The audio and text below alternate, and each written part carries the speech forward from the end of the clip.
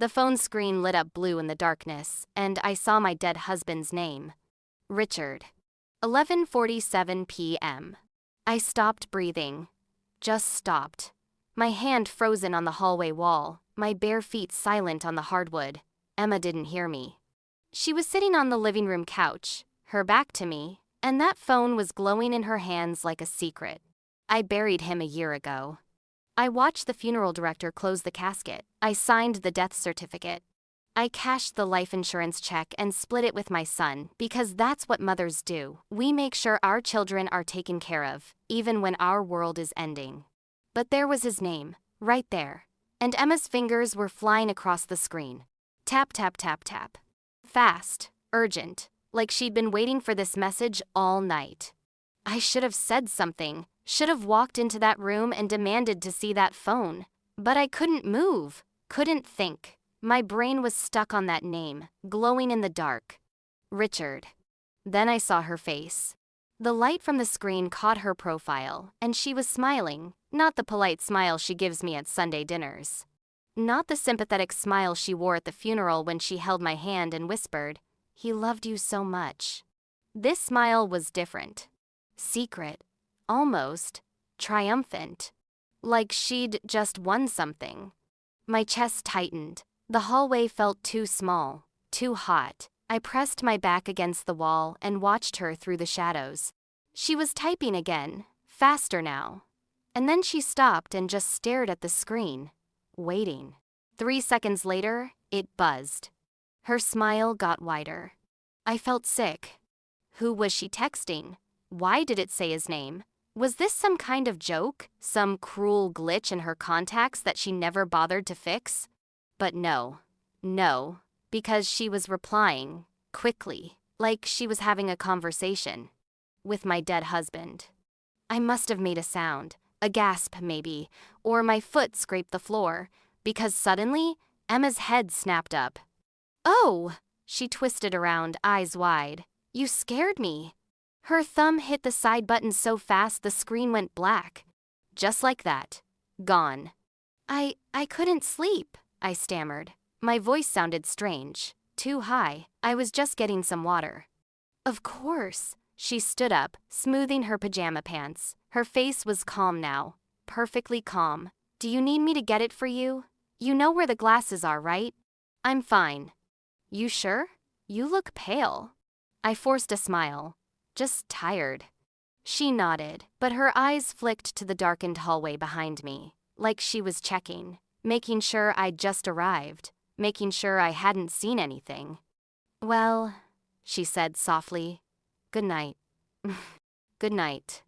I walked past her toward the kitchen, my legs shaking. I felt her watching me, felt the weight of her gaze on my back as I opened the cupboard and pulled out a glass I didn't want. The faucet was too loud. The water tasted like metal. Behind me, I heard her footsteps on the stairs. Soft. Careful. Then the creak of the bedroom door. I stood there in the dark kitchen, gripping that glass so hard I thought it might shatter. Richard. I saw it. I know I saw it. I dumped the water in the sink and crept back toward the guest room. My son's house was small, one of those modern layouts where everything echoes. I could hear Emma moving around upstairs, a drawer opening, the bed springs creaking. Then, silence. I closed the guest room door and sat on the edge of the bed, my heart pounding in my ears. This was crazy. I was being crazy. Grief does this, right? Makes you see things, makes you paranoid. I'd read about it online. Widows who thought they heard their husband's voice. Mothers who swore they saw their dead children in crowds. Maybe I was losing my mind. Maybe I didn't see his name at all. I pulled the blanket up to my chin and stared at the ceiling. The house settled around me. The heater kicked on. Somewhere outside, a car drove past. And then I heard her voice. Muffled. Through the wall. Emma's room was right next to mine. We shared a wall, and she was talking to someone. I pressed my ear against the cold plaster. "I know," she was saying, her voice low, urgent. "I know, but..." Silence. She was listening to someone. On the phone? Maybe. "She was standing right there," Emma whispered. "In the hallway." I don't know how long. My stomach dropped. She was talking about me. No, I locked it before she could see, but she looked, I don't know, suspicious. I couldn't breathe, couldn't move. We need to be more careful, she continued, her voice softer now, almost affectionate, like she was talking to someone she cared about, someone she trusted. I strained to hear more, but she'd gone even quieter. Just murmurs, the kind of tone you use late at night when you don't want anyone to hear. And then, clear as day, I heard her say 2 words. She saw. The room spun. I pulled back from the wall, my hands trembling. She saw. She was talking about me, about the phone, about that name glowing in the dark, which meant I wasn't crazy, which meant Emma knew exactly what I'd seen, and she was telling someone about it. I grabbed my own phone from the nightstand, my fingers shaking so badly I almost dropped it. I pulled up my contacts and scrolled to the one I'd never been able to delete. Richard, husband. My thumb hovered over the name. What if I called it? What if someone answered? What if he answered? I sat there in the dark, my dead husband's name glowing on my screen, and tried to decide if I was brave enough to find out the truth. Through the wall, Emma's voice had gone silent, but I could still hear her moving, pacing, maybe, like she was waiting for something, or someone. I didn't sleep.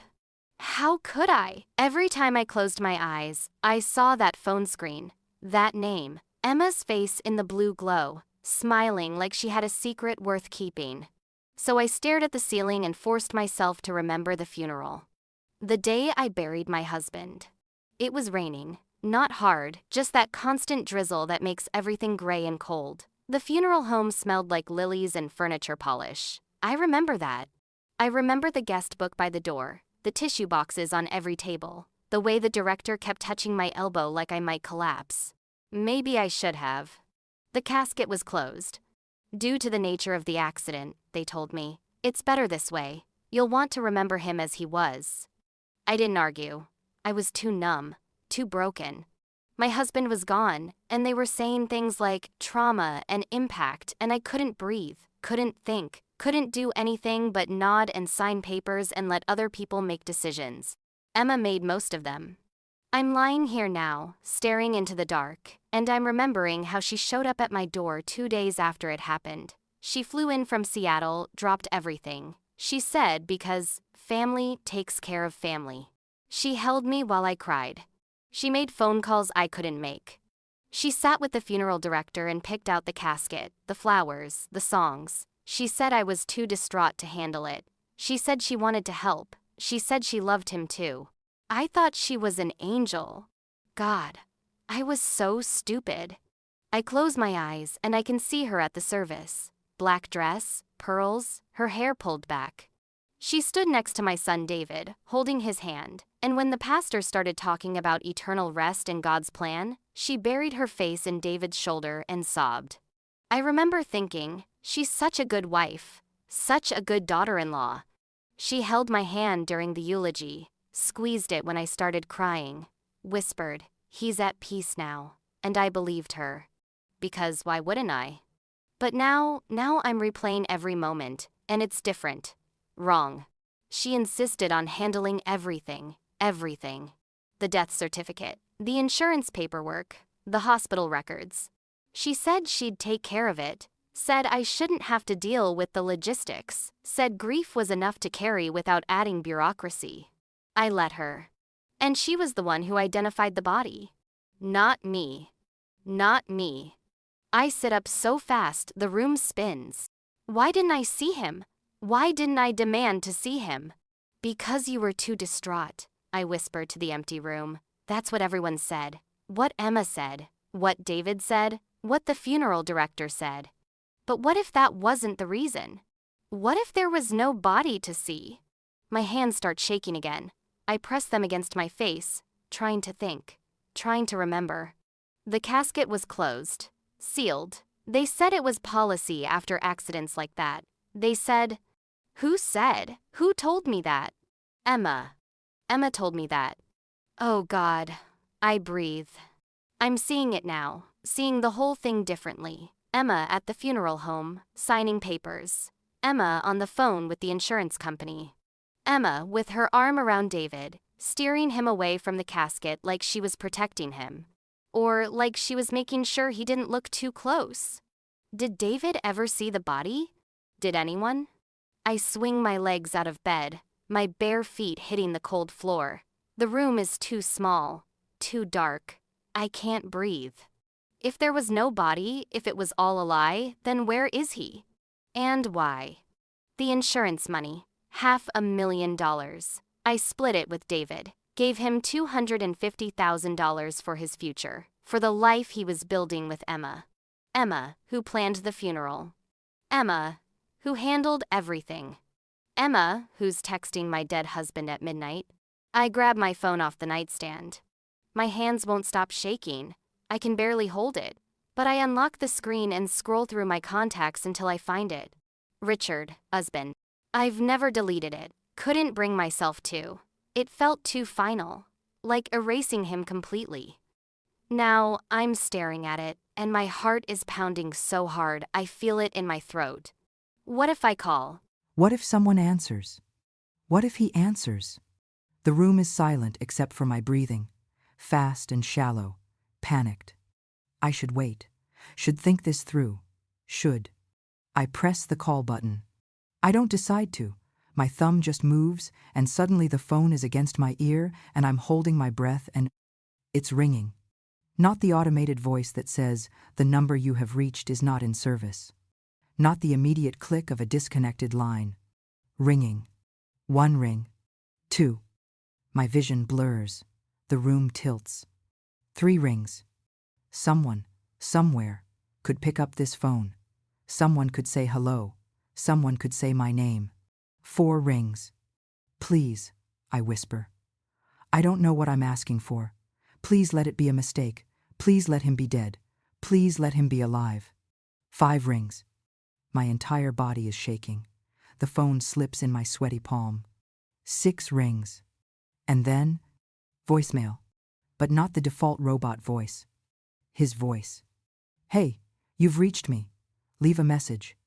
I drop the phone. It hits the floor with a crack, and I'm stumbling backward, my hand over my mouth, trying not to scream. That was his voice. His actual voice. Recent. Clear. Not the old voicemail from before he died. This one is new. I can tell because there's traffic noise in the background. A car horn, someone shouting. He recorded that voicemail while he was alive. While he was supposed to be dead. I sink onto the edge of the bed, staring at my phone on the floor, the screen still glowing. Through the wall, Emma's room is silent. But I know she's awake. I know she's listening. And I know, with absolute certainty, that my husband is alive. And she knows where he is. I pick up my phone with shaking hands. The screen is cracked, a spider web spreading from the corner, but it still works. I stare at the call log. Richard's name.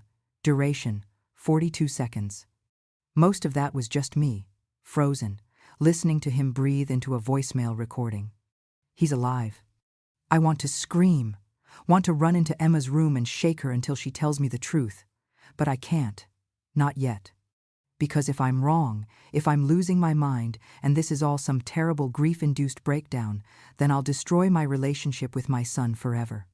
I need proof. I sit on the floor, my back against the bed, and I wait for morning. The sun comes up slow. Gray light creeping under the curtains. I haven't moved, haven't slept. My legs are numb, and my back aches, but I don't care. At 7:15, I hear movement upstairs. Footsteps, the shower running. David's voice, muffled. Then Emma's laugh light, easy, like nothing is wrong. Like she didn't spend last night texting my dead husband. I force myself to stand. My reflection in the mirror looks like hell. Dark circles, hollow eyes, hair sticking up at odd angles. I look like a woman who's seen a ghost. Maybe I have. I splash cold water on my face and get dressed. Jeans, sweater. My hands are still trembling as I button my coat. When I come upstairs, they're in the kitchen. David's making eggs. Emma's at the table with her coffee, scrolling through her phone. She looks up when she sees me, smiles. Morning. Did you sleep okay? Not really, I say. Her smile falters. Just for a second. Oh no. Was the mattress uncomfortable? I told David we should replace that one. It's fine. I grab my purse from the counter. Actually, I think I need to head home. David turns around, spatula in hand. Already? Mom, you just got here. I know, sweetheart. But I'm not feeling well. I think I'm coming down with something. It's not a lie. My stomach is churning. My head is pounding. Emma sets down her coffee. Are you sure? I can make you some tea? Or soup. You shouldn't drive if you're sick. The concern in her voice sounds so real. I want to throw something at her. I'll be fine, I say, forcing a smile. Really. I just need my own bed. David looks disappointed, but he nods. Okay, let me pack you some leftovers. No, it's okay. I just want to get on the road. Emma stands up. Well, let me at least walk you out. That's not necessary. I insist. She follows me to the door. David stays in the kitchen, thank God. I can't look at him right now. Can't pretend everything is normal. At the door, Emma touches my arm. Her hand is warm, gentle. Are you sure you're all right? She asks quietly. You seem, I don't know, off. I meet her eyes. They're so clear, so innocent. I'm fine, I lie. She squeezes my arm. Drive safe. Text us when you get home. I nod and walk out before I say something I'll regret. The drive home takes 40 minutes. I don't remember any of it. My house is dark and cold. I haven't been here much since the funeral. It's too empty, too quiet, too full of him. But now, I'm walking through it like a detective. The garage, that's where I stored everything. I pull the door open and hit the light. Boxes everywhere. I'd packed up his things 6 months after he died. His clothes, his books, his tools. I couldn't keep looking at them. Couldn't keep being reminded. I start ripping open boxes. Shirts, old tax documents, golf clubs, a dusty trophy from some work event. And then his laptop. It's in a cardboard box labeled Office. I pull it out. It's an older model, silver and scratched. I haven't touched it since he died. I carry it inside and set it on the kitchen table. My hands hover over the keyboard. What if it doesn't turn on? What if the battery is dead after all this time? I press the power button. Nothing. My heart sinks. Then a flicker. The screen glows. The Apple logo appears. Oh my God, I whisper. The battery shouldn't work.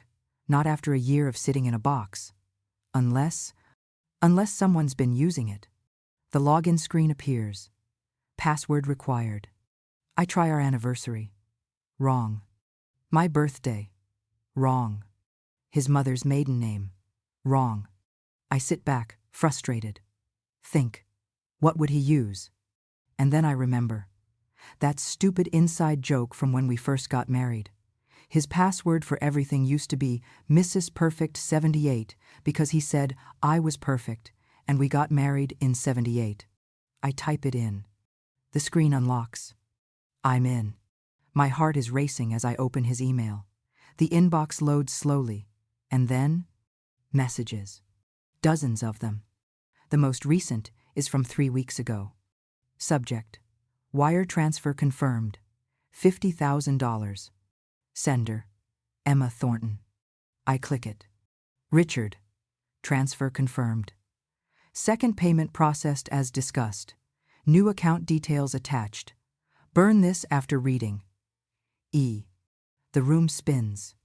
I scroll down. More emails. All from Emma, going back months before he died. Timeline for the policy payout? Need you to sign the property transfer documents. David suspects nothing. Stick to the plan. I'm going to be sick. I keep scrolling. Faster now, my vision blurring. New identity paperwork came through. Looks good. We need to talk about the life insurance split. I think we should take it all. Timing is everything. The accident needs to look real. I slam the laptop shut. I can't breathe. Can't think. They planned this. Together. Emma and Richard. They faked his death, stole the insurance money, and I gave her half. I trusted her. My phone buzzes. A text from David. Mom, did you make it home okay? I stare at it. My sweet boy. My son.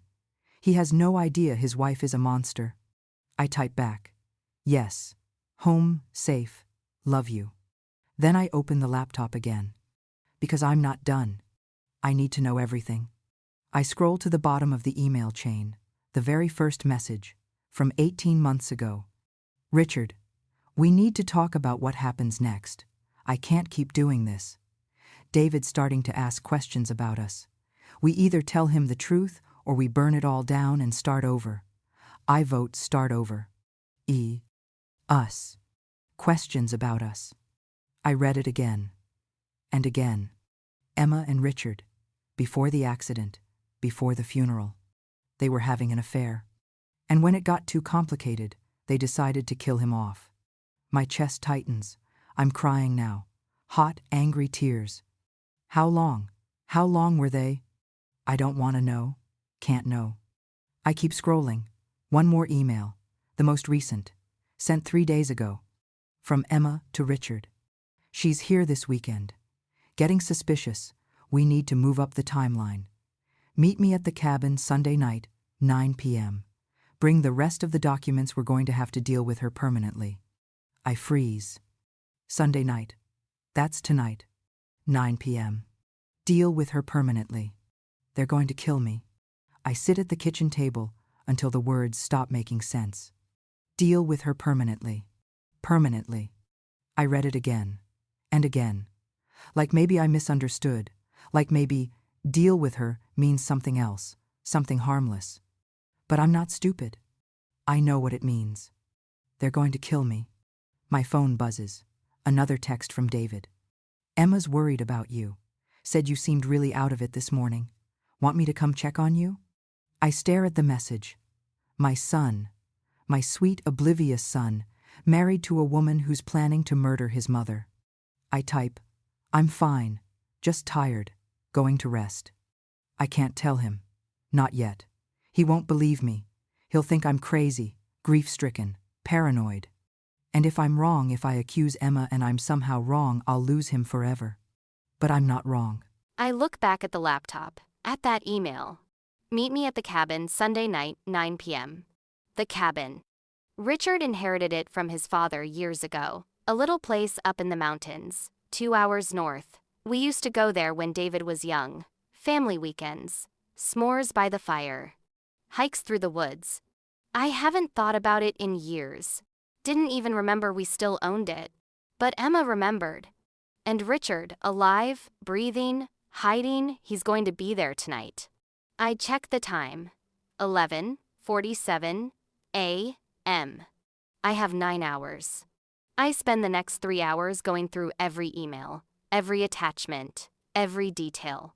There are bank statements, transfers from accounts I didn't know existed, copies of the life insurance policy with Emma's signature as a witness, property deeds, forged documents.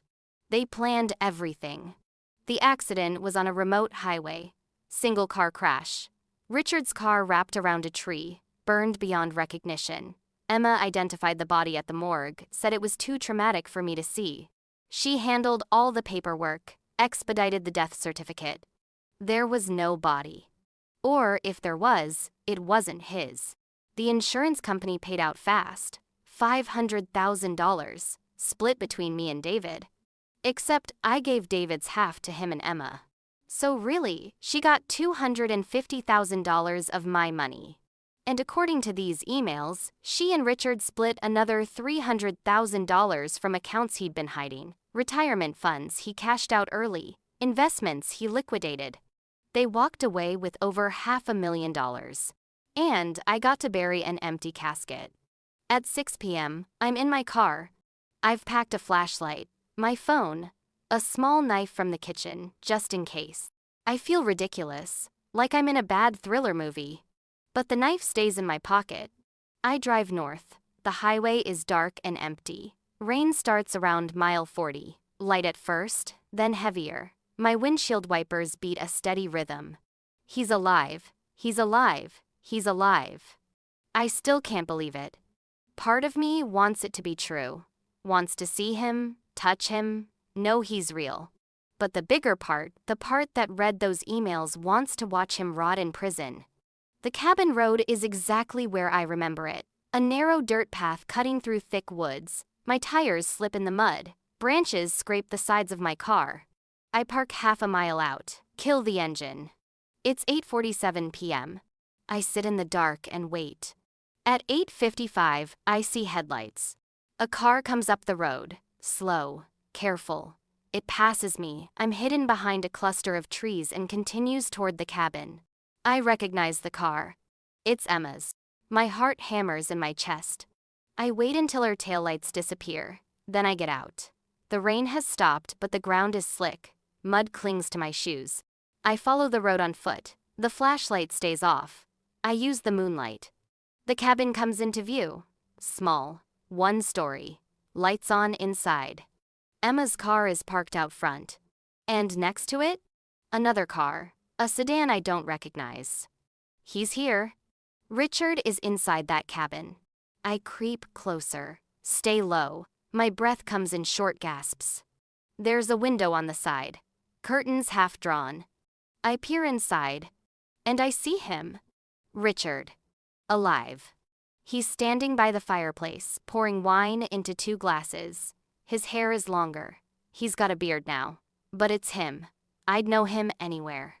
He's laughing, saying something I can't hear. And then Emma walks into view. She's changed clothes, wearing something low-cut, her hair down. She says something. He grins. And then he pulls her close and kisses her. Not a peck, not a friendly kiss. He kisses her like a lover. I stumble backward. My foot catches on a branch. It snaps. The sound cracks through the air like a gunshot. Richard's head whips toward the window. Our eyes meet. For one long, frozen moment, we just stare at each other. And then he's moving. The door flies open. Who's out there? I'm running. I don't think. I just run. But my feet slip in the mud and I go down hard. My knee screams in pain. Footsteps behind me, fast. Stop! Richard's voice. I try to get up, but he's on me, grabs my arm, hauls me to my feet. What the hell are you? He stops, sees my face, goes white. Jesus Christ, he breathes. Emma appears in the doorway. Richard, who is... She sees me. Her face drains of color. Oh my God. I yank my arm free, stand there, shaking, covered in mud. Surprise, I spit. Richard backs up a step. He looks like he's seen a ghost. Maybe he has. You're supposed to be, Emma starts. Dead? I finish. Yeah, I know. That was the plan, wasn't it? Deal with her permanently. Emma's eyes go wide. You read the emails. Every single one. Richard holds up his hands. Okay, let's all calm down. Calm down, I'm screaming now. You faked your death, you stole from me. You've been sleeping with my son's wife. It wasn't supposed to happen like this. Then how was it supposed to happen, Richard? How? He runs a hand through his hair. Won't meet my eyes. Emma steps forward. Her face is hard now. Cold. You need to leave, she says quietly. Like hell. I'm serious. Turn around. Go home. Forget you saw this. I laugh. It sounds manic. Or what? You'll kill me? Isn't that the plan? That's not Richard starts, but Emma cuts him off. Shut up, Richard. She's staring at me now, and there's something in her eyes. Something dangerous. You don't understand, she says. This is bigger than you. We've worked too hard, sacrificed too much. Sacrificed? I'm shaking. You killed my husband. He's standing right here. He's dead to me. Richard steps between us. Both of you, stop. And then a voice comes from inside the cabin. A woman's voice. Young, scared. Richard, what's going on? Who is that? We all freeze. I stare at Richard. Who the hell is that? He won't look at me. Emma's face has gone sheet white. A woman appears in the doorway, mid-30s, dark hair, pretty. She looks between the three of us. Richard, she says again. Why is she calling you Richard? Your name is Michael. My blood runs cold. Michael? I repeat. The woman steps closer. She's looking at me now, confused. Who are you? She asks. I'm his wife, I say. Her face crumples. What? No, Richard says quickly. No, Sophia, it's not. Sophia? Emma hisses. Who the fuck is Sophia? And that's when I understand. He's done this before. Richard or Michael, or whatever his name is, he's done this before. And we're all his victims. Sophia is crying. She's standing in the doorway of the cabin, mascara running down her face. And she keeps saying, You told me you were single. You said your wife died. I want to laugh. I want to scream. Instead, I just stare at Richard. My husband, the man I loved for 30 years, the man I buried. How many? I ask quietly. He won't look at me, won't look at any of us. How many women, Richard? It's complicated. How many? He flinches. I don't know. Emma lets out a strangled sound, half laugh, half sob. You don't know? Sophia is backing toward her car now, shaking her head. I need to leave. I need to... Wait, I say. Please, don't go. She stops, looks at me. Her eyes are red and swollen. Do you have proof? I ask her. Documents? Evidence? She blinks. What? Proof of who he is, what he's done. Do you have anything? She hesitates, then nods slowly. I have a folder. In my car. I was going to show him tonight. I found things, records, from other states. My heart stops. Other states? 3, Sophia whispers. Oregon, Nevada, Colorado. He's done this 3 times before. Different names, different women. Always the same pattern, fake his death, take the insurance money, disappear. Emma makes a choking sound. Richard backs up, hands raised. Okay. Let's talk about this. Talk? Emma whirls on him. Talk? You told me I was special. You told me we were going to start over together. You were. Was I? Or am I just another Sophia? Another, she gestures at me. Another her? Emma, please. Where's my money? She's screaming now, advancing on him. You promised me $250,000. You said we'd split everything. Where is it? Richard backs up another step. He's against the cabin wall now. It's safe. It's in an account. I can transfer it. You're lying. Emma lunges. Richard tries to sidestep. She's faster. Her hands hit his chest hard and he stumbles. It happens so fast. 1 second he's against the wall. The next, he's falling. Sideways. Toward the fireplace. His head hits the stone hearth. The sound is wrong. Wet. Final. He crumples. Emma screams. Sophia screams. I just stand there, staring. There's blood. So much blood. It's pooling under his head, spreading across the wooden floor, dark and thick.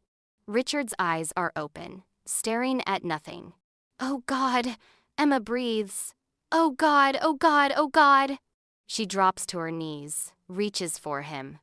Richard, wake up, please. He doesn't move. Sophia is sobbing. We need to call 911. We need to... I pull out my phone. My hands are shaking so badly I can barely hold it. But I dial. 911. What's your emergency? There's been an accident. A man, he's hurt. He hit his head. There's blood. Ma'am, is he breathing? I look at Richard. His chest isn't moving. I don't think so, I whisper.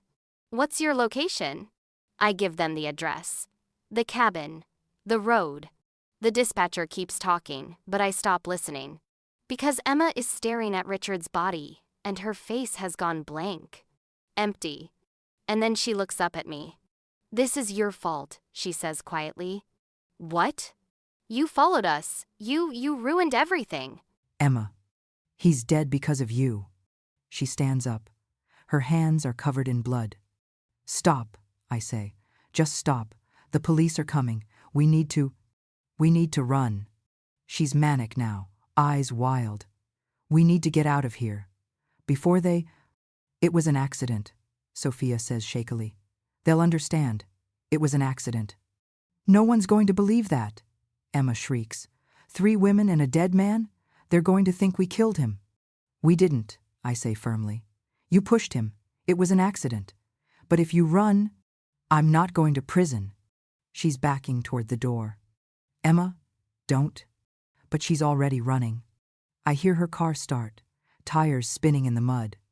And then she's gone. Sophia and I stand there in the silence. Richard's body between us. What do we do? Sophia whispers. I don't know. I don't know anything anymore. The police arrive 12 minutes later. Paramedics, lights flashing red and blue through the trees. They confirm what I already know. Richard is dead. Blunt force trauma. Instant. They ask questions. So many questions. Who is he? Who are we? What happened? Sophia tells them everything. The fake names, the other women, the insurance fraud. I tell them about the emails. The plan. Emma. An officer asks if I'm the wife. Yes, I say. I'm his widow. The officer looks confused. But I buried him a year ago, I explain. My voice sounds hollow, distant. Closed casket. He faked his death. And now he's actually dead. The officer stares at me. I think I might be in shock. They take our statements, bag evidence, photograph everything. Richard's body is loaded into an ambulance, even though there's no rush. A detective arrives around midnight. Older, gray hair, kind eyes. Ma'am, he says gently, we're going to need you to come to the station, just to finish your statement. Am I under arrest? No, we just need to get everything documented. What about Emma, my daughter-in-law? She ran. We've issued a bolo. We'll find her. I nod. Sophia is sitting on the cabin steps, wrapped in a blanket someone gave her. What about her? I ask. She'll need to come too. We ride in separate police cars, silent, numb. At the station, they separate us. Interview rooms. I tell them everything again. The funeral, the emails, the cabin, the push. Did you see Mrs. Thornton, Emma? Did you see her intentionally push him? I close my eyes, see it again. The lunge, the stumble, the fall. I don't know, I admit. It happened so fast. She was angry. She wanted her money. But I don't think she meant to kill him. The detective nods. Write something down. And what about you? He asks. Why were you at the cabin? I needed to see him, to know if he was real, if he was alive. You didn't plan to confront him? I didn't plan anything. I needed to know. More questions, more statements. Finally, around 3 a.m., they let me go. We may need to speak with you again, the detective says. Don't leave town. I nod. Outside, the air is cold, clean. I stand in the parking lot and breathe. Richard is dead.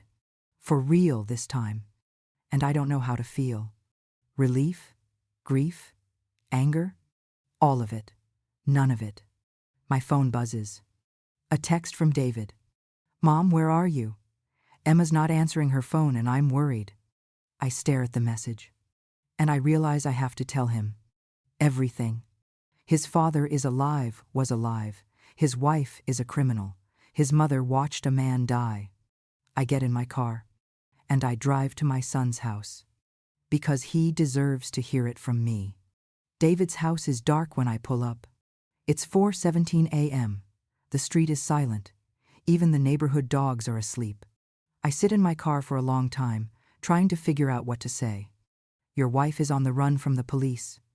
Your father faked his death, and I just watched him die for real. Everything you thought you knew about your life is a lie. There's no good way to say it. I get out of the car. My legs are shaking. My whole body aches. I knock. Wait. Knock again. A light flips on upstairs. Then the porch light. The door opens. David is standing there in sweatpants and a t-shirt, hair sticking up. He looks so young, so much like the little boy who used to crawl into bed with us during thunderstorms. Mom? He blinks at me. What are you? It's 4 a.m. Are you okay? No, I say honestly. Can I come in? He steps aside.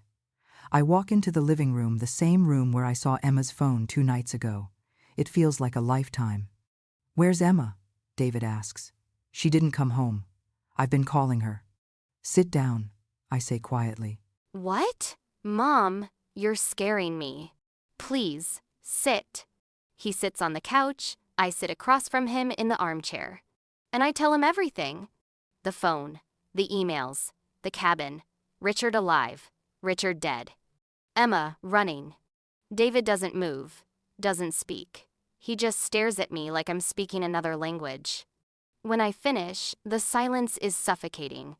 That's not possible, he says finally. His voice is flat, robotic. David, Dad is dead. We buried him. I was there. You saw a closed casket, I say gently. None of us saw his body. Because of the accident. There was no accident. Emma lied. She and your father planned the whole thing. He shakes his head, keeps shaking it. No, no. Emma, wouldn't she loved him? She loved us. She was having an affair with him, David. Stop it. He's on his feet now, hands in fists. Just stop. Your grief is making you're not thinking clearly. I saw him. My voice breaks. I saw your father tonight, alive. And then I watched him die. I'm not crazy, David. I wish I was. He's crying now, silent tears streaming down his face. Why? He whispers. Why would they do this? Money. And I hesitate. I think they were in love. Or Emma thought they were. David sinks back onto the couch, puts his head in his hands. Where is she now? I don't know. She ran before the police got there. They're looking for her. And Dad? His body? The coroner has him. Another long silence. I don't know what to do, David says. He sounds like a child. I move to the couch, sit next to him, put my arm around his shoulders. Neither do I admit. We sit there as the sun comes up, neither of us speaking. 2 people who lost everything in one night. They find Emma 3 days later. She's in a motel 2 states over, paid cash, fake name. But she made a mistake, used her real credit card to buy gas. They arrest her at a Denny's. She's eating pancakes when they walk in. The detective calls to tell me. She's agreed to cooperate, he says, in exchange for a lesser charge. What charge? Involuntary manslaughter and fraud. She'll do time, but not as much as if we charged her with murder.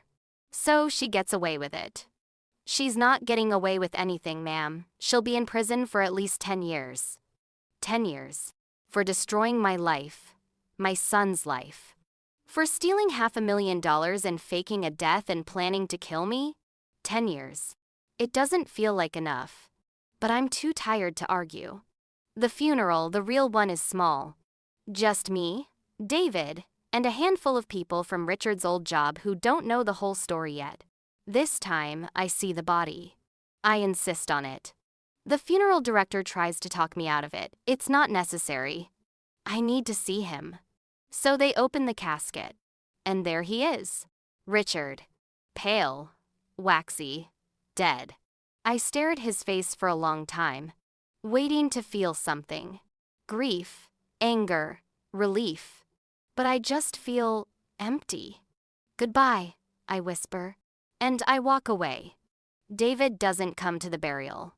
He can't face it. I don't blame him. I stand alone at the graveside and watch them lower the casket into the ground. For real, this time. No empty box, no lies, just a dead man and the wreckage he left behind. When it's over, I drive to the prison. Emma is being held without bail until sentencing. I don't know why I'm here. Don't know what I want to say. But they let me into the visiting room, and Emma walks in. She looks small, younger. Her hair is pulled back. No makeup. Orange jumpsuit. She sits down across from me, picks up the phone. I pick up mine. For a long moment, we just stare at each other. "I'm sorry," she says finally. I don't respond. I know that doesn't mean anything. But I am. I never wanted. She stops, swallows. I never wanted to hurt David. But you did. I know. You destroyed him. I know. And for what? Money? A man who was using you just like he used everyone else? Her eyes fill with tears. I thought he loved me. He didn't love anyone but himself. She nods, wipes her eyes. Why? I ask. Why did you help him? Why did you lie to me? She's quiet for a long time. Because I was tired, she says finally. Tired of being the good wife, the good daughter-in-law, tired of pretending to be happy when I wasn't. And he, Richard, he made me feel alive, like I mattered. You did matter. To David. To me. No, she says quietly. I didn't. Not really. I was just convenient. The wife who cooked and cleaned and smiled at family dinners. But no one saw me. No one really cared. I want to argue. Want to tell her she's wrong. But I can't. Because maybe she's right. Maybe we all failed each other. I hope it was worth it, I say. She looks down at her hands. It wasn't. I hang up the phone. And I leave. 3 weeks after Emma's arrest, I get a phone call. Unknown number. I almost don't answer. But something makes me pick up. Hello? Is this Richard's wife? A woman's voice. Hesitant. Young. Who is this? My name is Sophia. We met at the cabin. I sink into a chair. Oh, yes, I remember. Silence. I'm sorry to bother you, she says. I needed to talk to someone who understands. And you're the only person who... It's okay, I say. What do you need? I found more, she says quietly. More women, more victims. My chest tightens. How many? 7. That I've confirmed. Maybe more. 7 women. 7 lives, ruined. Most of them don't want to come forward, Sophia continues. They're embarrassed, ashamed. But 2 of them agreed to talk, and I thought maybe we could all meet, share our stories, help each other. Like a support group? Something like that. I close my eyes. Do I want to do this? Do I want to sit in a room with Richard's other victims and relive the nightmare? No. But maybe I need to. Okay, I say. When? We meet at a coffee shop in Portland. Sophia is there. And 2 other women. Linda, early 60s, Arizona. Richard convinced her he was a widower, took her life savings and disappeared. Cheryl, late 40s, Nevada, married him under a fake name. He died in a hiking accident. She got nothing. He'd forged documents, leaving everything to a fake cousin. We sit around a table and share our stories. It's strange, cathartic, horrifying. We all loved the same man. And he wasn't real. I still have dreams about him, Linda admits. I wake up and think he's there, and then I remember. Cheryl nods. I sold my house for him, quit my job, moved across the country. And for what? A lie. Did any of you report it? I ask. I tried, Cheryl says. But the police couldn't prove anything. He covered his tracks too well. Sophia leans forward. That's why I've been collecting evidence. All of it. Every document, every bank record, every fake identity. I want to make sure he's exposed. Even if he's dead, people need to know. What will you do with it? I ask. I'm writing an article, she says. About him, about all of us. I used to be a journalist before I met him, and I think our story needs to be told. Linda looks nervous. Will our names be in it? Only if you want them to be. I think about it. About seeing my name in print next to words like victim and fraud. I want mine in it, I say. They all look at me. People need to know, I continue. Other women need to know, because he's dead, but men like him aren't. And if we stay silent, they win. Sophia smiles. Thank you. Cheryl and Linda exchange glances. Okay, Cheryl says. Me too. Linda hesitates, then nods. Yeah, okay, me too. We exchange phone numbers, promise to stay in touch. When I leave, I feel lighter. Not healed, not okay, but lighter. The article comes out 6 months later. Front page of a major newspaper. Then picked up nationally. The man who died 7 times. How one con man faked his death, stole millions, and destroyed lives. Sophia wrote it beautifully, compassionately. She interviewed all of us, told our stories, showed Richard for what he was. The response is overwhelming. Other women come forward, 8 more, then 12. A victims' fund is set up. Donations pour in. We get back some of what he stole, not all of it, but something. David reads the article. He calls me afterward. I'm proud of you, Mom. It's the first time he's called me that since everything happened. Thank you, I whisper. I'm sorry I didn't believe you at first. You don't have to apologize. Yes, I do. You went through hell, and I made it worse. You were hurt too. He's quiet for a moment. I'm in therapy now, trying to figure out how to move forward. That's good. I'm glad. Are you okay? He asks. Am I? I don't know. I'm getting there, I say. And it's true. I'm not okay. Not yet. But I'm not drowning anymore. Emma's sentencing hearing is in July. I attend. David doesn't. Emma looks small in her orange jumpsuit. Her lawyer argues for leniency. She was manipulated. She was a victim too. She's shown remorse. The prosecutor argues for the maximum. She planned a murder. She stole hundreds of thousands of dollars. She showed no remorse until she was caught. The judge listens to both sides. Then asks Emma if she has anything to say. Emma stands. I'm sorry, she says. Her voice shakes. I know that's not enough. I know I can't undo what I did. But I am sorry, especially to David. And she looks at me. To you. You didn't deserve any of this. I stare back at her. I don't forgive her. I don't know if I ever will. But I nod. Just once. The judge sentences her to 12 years. She'll be eligible for parole in 8. As they lead her away, she looks back at me one more time. And then she's gone. The house feels different now. Quieter, emptier, but also mine. I've changed things. Painted the bedroom a soft blue, replaced the furniture Richard picked out, donated his clothes, the real ones. This time, I'm erasing him. Slowly. One room at a time. David visits on Sundays. We don't talk about Richard, don't talk about Emma. We talk about work, about the weather, about the new coffee shop downtown. Normal things. Safe things. It's not the relationship we used to have. Maybe it never will be. But it's something. And something is better than nothing. Sophia's article wins an award. She invites me to the ceremony. I almost don't go. But then I think, why not? So I put on a dress, do my makeup, drive 3 hours to the city. The ceremony is fancy. Lots of journalists and photographers. I feel out of place. But when Sophia sees me, her face lights up. You came. I almost didn't. I'm so glad you did. She hugs me. I wouldn't have this without you, without all of you. I smile. You did the hard work. We all did.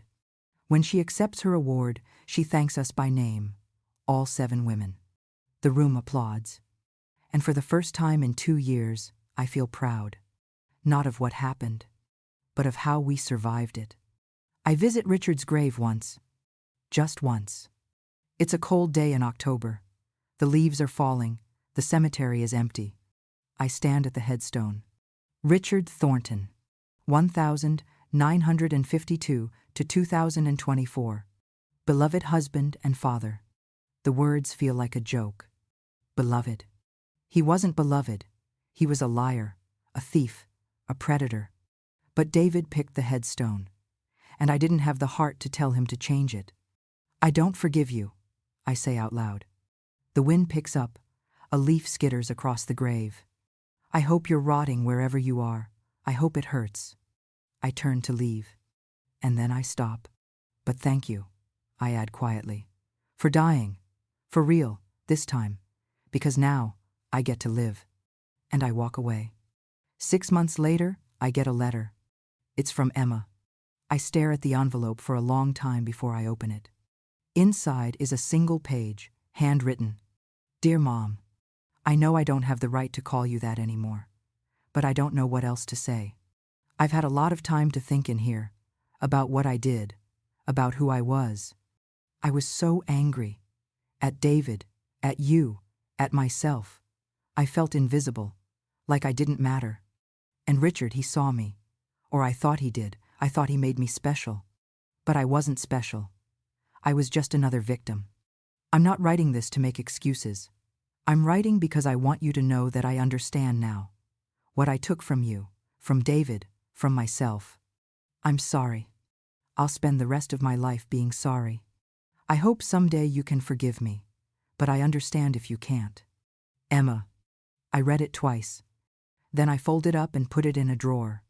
I don't know if I'll ever forgive her, but I don't want to carry the hate anymore. It's too heavy. David gets engaged. Her name is Rachel. She's a teacher, kind, patient. She knows everything about Richard, about Emma, and she loves David anyway. I meet her for lunch. I want you to know, she says, I'm not trying to replace anyone. I know this family has been through a lot. You're not replacing anyone, I tell her. You're adding something new, something good. She smiles. I hope so. I know so. The wedding is small, backyard ceremony. David cries during his vows. So do I. But they're good tears this time. Healing tears. It's been 3 years since I saw Richard's name on Emma's phone. 3 years since my world ended and started over. I still have bad days. Days where I can't get out of bed. Days where I wonder if I'll ever feel whole again. But I also have good days. Days where I laugh, where I go to lunch with Sophia and the other women, where I visit David and Rachel and their new baby, a little girl they named Hope. I'm not the same person I was. That woman died the night I saw Richard alive. But the woman I am now? She's stronger. She's angrier. She's free. One night, I'm cleaning out the garage. I find a box I missed. Old photos, letters, mementos from our marriage. I should throw them away, burn them, erase every trace. But instead, I sit on the floor and go through them. Richard and me on our wedding day, young and stupid and so in love. Richard holding baby David, proud father's smile. Family vacations, Christmases, birthdays. They were real. Those moments, even if everything else was a lie. I close the box, put it back on the shelf. I won't look at it again. But I won't throw it away either. Because that's the thing about grief. It doesn't disappear. You just learn to carry it. I'm sitting in my kitchen one morning when my phone rings. Unknown number. I answer. Hello? Is this Richard Thornton's wife? My blood goes cold. Who is this? My name is Detective Mills. I'm calling from the Colorado State Police. We've been investigating a cold case from 2019, a man named Michael Harrison who allegedly died in a boating accident. But we recently received new information suggesting he may have faked his death. I close my eyes. Let me guess. He looked like Richard Thornton. Silence. How did you know? Because he was Richard Thornton, I say tiredly. And Michael Harrison. And God knows how many other names. Ma'am, do you have time to answer some questions? I look at the clock. Look at the coffee getting cold on the counter. Look at the life I've built, fragile, imperfect, mine. Yes, I say, I have time. Because this is my life now. Picking up the pieces of Richard's lies, one phone call at a time. And maybe, just maybe, helping other women pick up theirs. Let's start from the beginning. the detective says. I take a deep breath. His name was Richard, I say, and I buried him a year ago. Or at least, I thought I did. And I tell the story one more time. Because it's not over. It will never really be over. But I'm not shaking anymore. And that's something. That's everything.